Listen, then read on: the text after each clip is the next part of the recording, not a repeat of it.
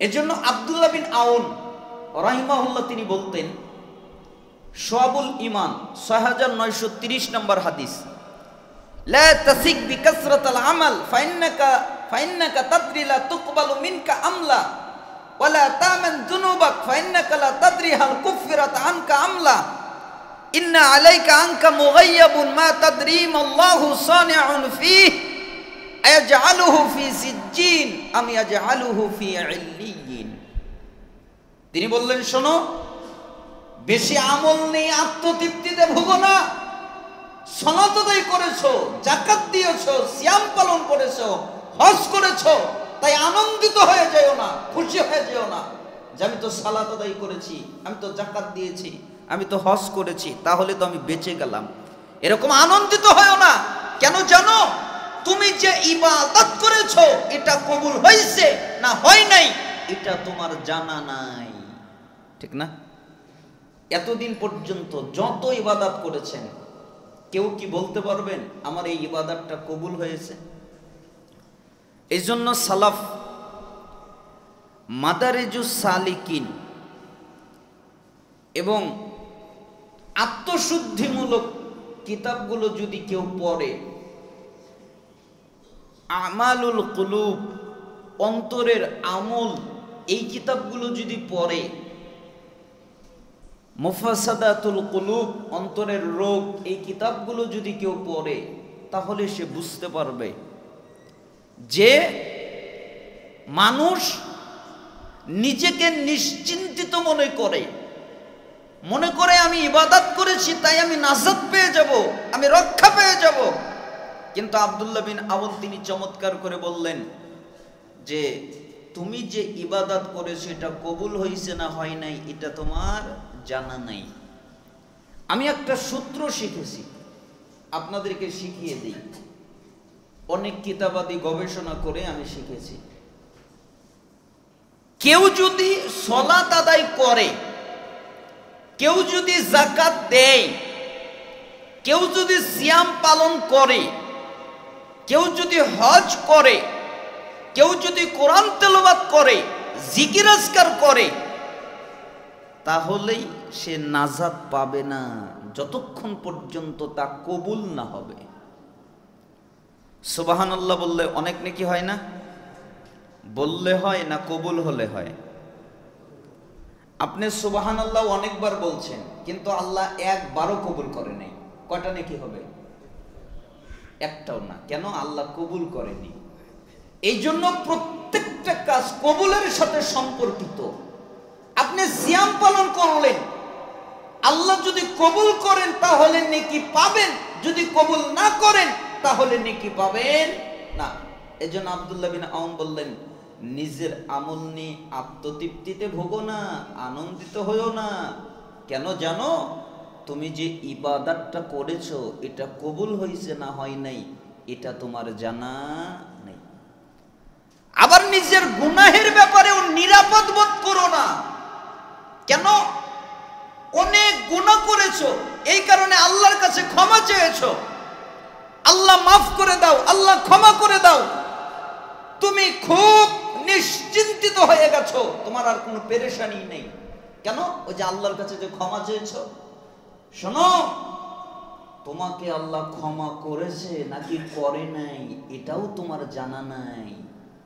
জানেন, আল্লাহকে যে বললেন আল্লাহ আমাকে মাফ করে দাও, আল্লাহ মাফ করেছেন কিনা এটা জানেন?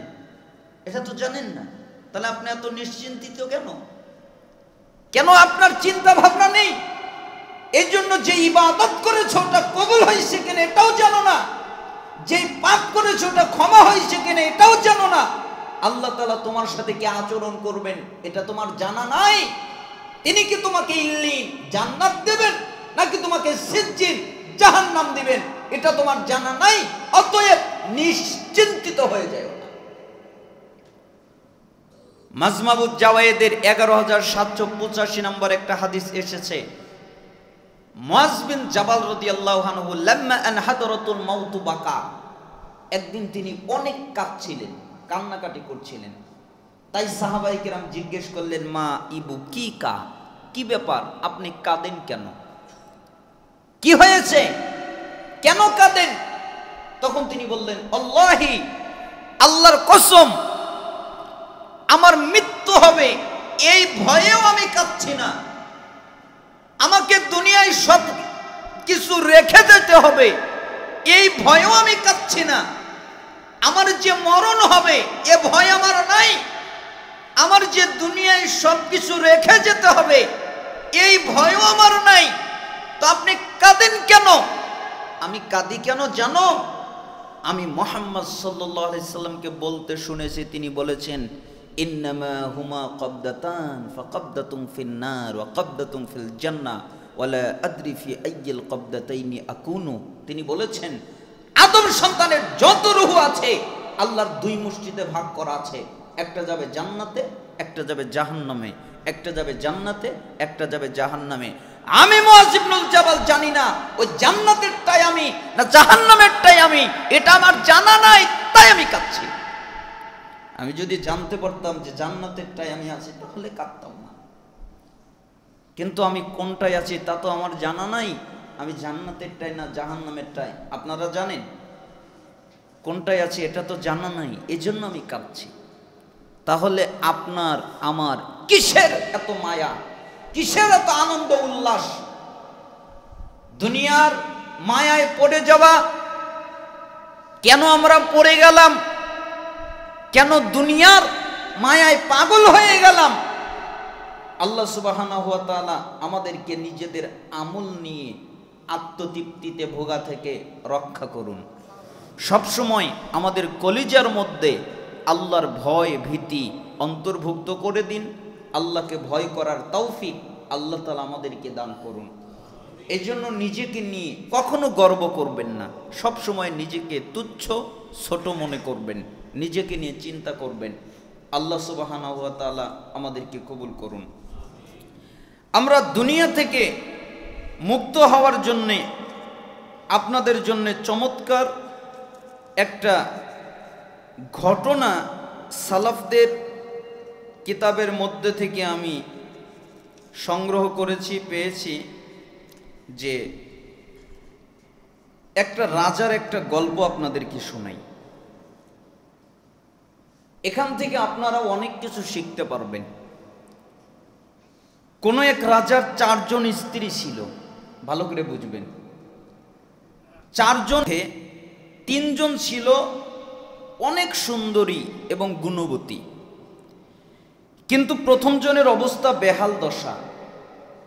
এই দিকে শেষ 3 জনের জন্য দিকে ব্যাপারে রাজা বেশি যত্নশীল হলেও প্রথম জনের বেলায় কেন যেন একদম বেখেয়ালি ছিলেন। স্ত্রী কয়জন? 4 জন। 3 জনের প্রতি সে যত্নশীল, আর বড় জনের প্রতি কি নয়?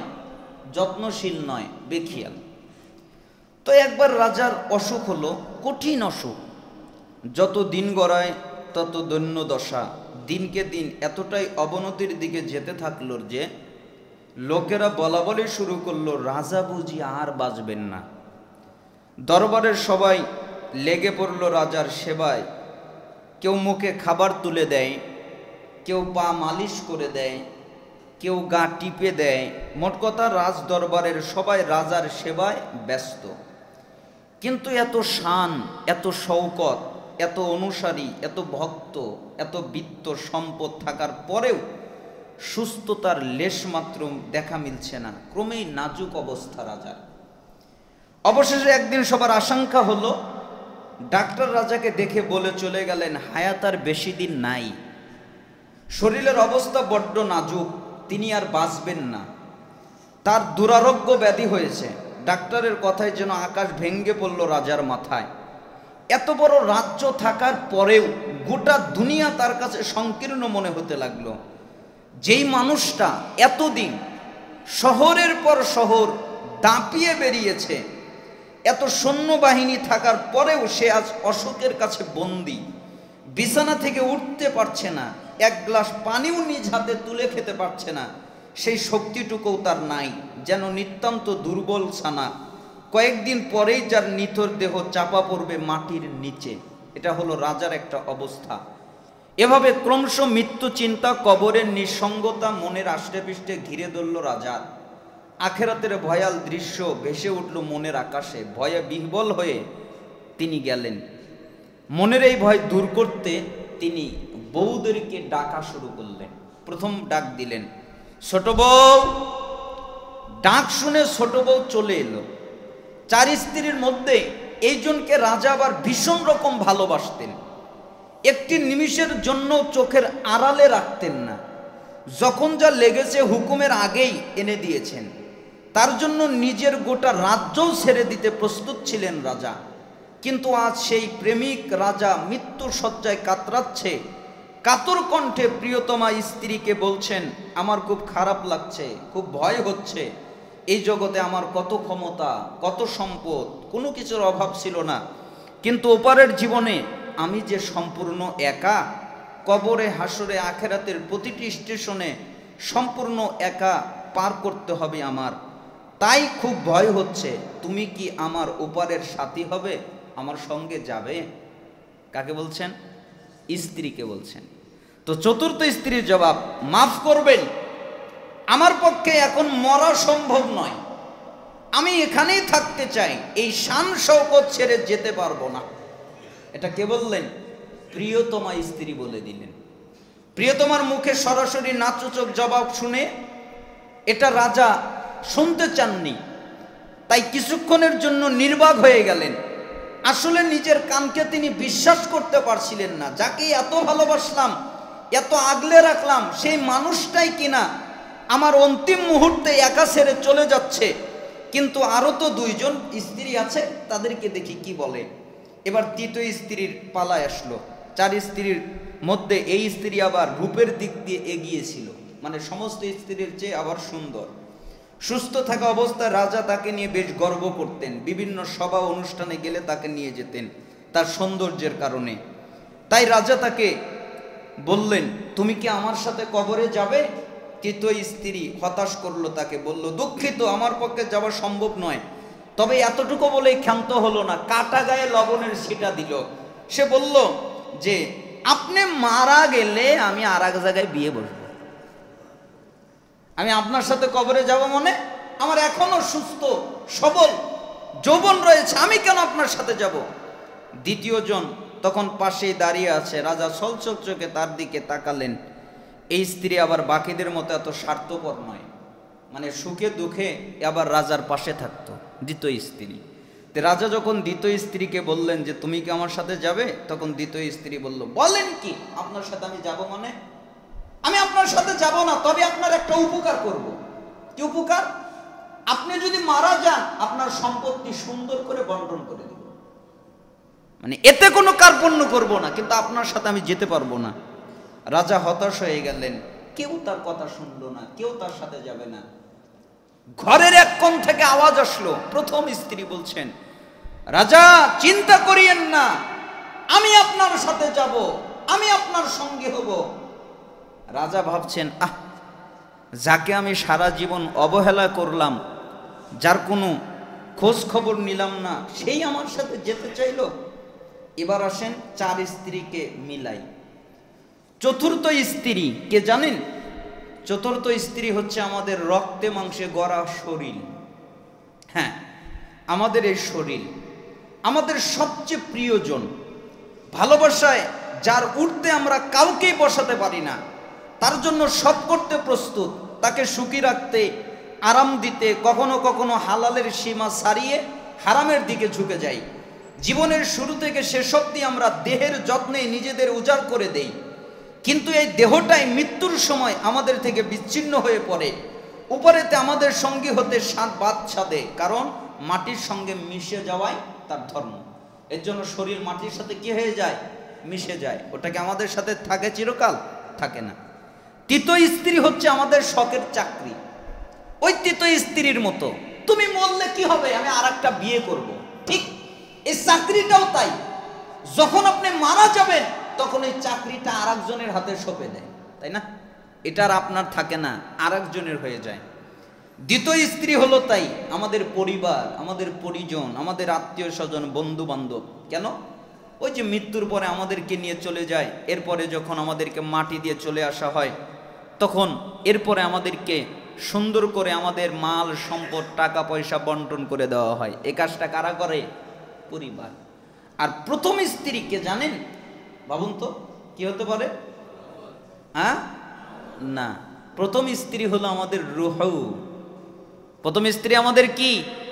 সবচেয়ে বেশি অবহেলিত, যার প্রতি আমাদের কোনো খেয়াল নেই, সবচেয়ে বেশি বেখেয়াল। এটা হলো আমরা সবচেয়ে অযত্নে যাকে ফেলে রাখি, সেটাই হচ্ছে আমাদের রূহ। এই রূহই আমাদের জীবন সঙ্গী হয়, আখেরাতে পাড়ি জমায় আমাদের সঙ্গে। যার কথা এক জুমায়, রমজানে, লাইলাতুল কদরের স্পেশাল দিন ছাড়া কোনো দিন আমাদের মনে থাকে না। রাজার একটা কাহিনী দিয়ে আমি আপনাকে বোঝালাম আমাদের পরিস্থিতি। এই জন্য আমাদের সবচেয়ে বেশি কার দেখভাল করা উচিত? রূহ। আল্লাহ সুবহানাহু ওয়া তাআলা আমাদেরকে তৌফিক দান করুন। আল্লাহ সুবহানাহু ওয়া তাআলা আমাদেরকে ক্ষমা করে দিন এবং আমাদের রমজান সুন্দরভাবে উদযাপন করার তৌফিক দান। আলহামদুলিল্লাহি ওয়াহদা ওয়াসসালাতু ওয়াসসালামু আলা রাসূলিল্লাহ, আম্মা বাদ। সমস্ত প্রশংসা আল্লাহ তাআলার জন্য। সালাত এবং শান্তি বর্ষিত হোক আমাদের প্রিয় নবী মুহাম্মদ সাল্লাল্লাহু আলাইহি সাল্লামের উপরে। আসলে জুমার খুতবা খুব সংক্ষিপ্ত, এজন্য আমরা পরিপূর্ণ কথা বলতে পারি না। যেহেতু এই মাসটা হচ্ছে রমাদান মাস, আল্লাহ সুবহানাহু ওয়া তাআলা যখন এই মাসের নাম রমাদান করেন নাই, তখন এই মাসের আরেকটা নাম ছিল। ওই মাসের নাম হলো নাতিক। রমজান মাসের নাম কি? নাতিক। এটা হলো আগের নাম।